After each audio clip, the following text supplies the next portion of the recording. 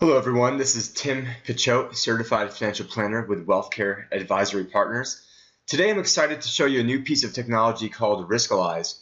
We're all used to the boring 5 to 7 questionnaires to determine risk. Then your advisor puts you in a portfolio that matches your maximum risk tolerance. Well, with Wealthcare, we actually turn the traditional process upside down. And first, we try to identify your goals. And second, we come up with a plan to take on the least amount of risk to hit your goals, whatever that may be. It helps us find the maximum amount of risk that you're willing to take on. And that's what we actually want to use in your worst case scenario of retirement. So we're going to have an ideal scenario where if everything goes great, and then we're also going to have the worst case scenario that you would possibly would accept as a potential retirement. And then in the middle, we're then going to come up with a more realistic goal. But we're making sure that we use this number that we get here as the maximum amount of risk that we would take on in the least acceptable retirement scenario, which hopefully that isn't the case, but just so that you know the method behind the madness here. So let's get started. So when you click on the link, the first thing you're going to see is a welcome screen with your name on it, or if you found it through any other link, you can then put your own name in here. So let's get started. So here you can actually, if you want to, you could just skip through all the various questions over here, and you could actually get you started, or you could then fill it out if you want picture. So over here, what we're doing here is we're going to have a sliding scale, which is going to give us a 6-month amount of risk that someone can handle in a certain amount of time period. So here we're using a $250,000 portfolio, and the reason why it's important to put in the value of your portfolio is because if I were to tell somebody, hey, are you okay losing 10%, they might say, yeah, I think I can lose 10%. But if you were to say 10% is $25,000, well, then all of a sudden, then it might mean something a little bit different depending on each individual investment. Either choose to take on less risk for the same reward, or more reward for the same risk. So here, I'll go with less risk, same reward. And then we'll have another follow-up where you can choose to take on even less risk, but less reward. So here, -8% for the positive 8 for the upside, -5 for the downside. So we'll choose this. And then lastly, it will give us another choice where it says even less risk, or we can go with the last choice. So we'll go with the last choice.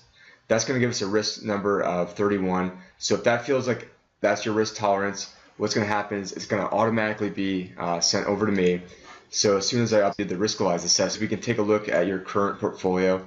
What I've used for this one was typical 60% in stocks and 40% in bonds. And I used pretty much some of the biggest funds out there for that. So a Vanguard Target Fund for someone that was going to be retiring who is 65 years old, born in 1965, and also used the two most generic funds there are, the S&P 500 representing the stocks, and then the Riskalyze Aggregate Bond Index representing the bonds. From there, I can do a stress test to see what the portfolio might look like in different conditions. So the 78, that's going to be the S&P 500. So in a 2013 bull market, you're going to get a little bit less than the S&P 500. But again, if the financial crisis were to happen, again, we could also expect to get less downside. Over here, if interest rates were to rise by 1%, you could expect this portfolio to possibly go up 3%. Whereas if you were strictly in the Riskalyze Aggregate Bond Index, you would expect your underlying portfolio to go down by 5.5%. Now we can also check out the dividends over here. We can check out what the expenses are.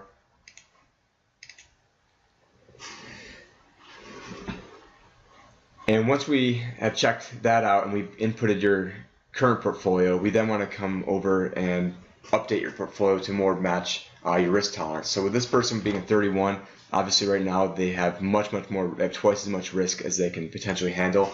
And the reason why this is important is because with a risk tolerance of 62, currently they have a 95% chance of a successful retirement.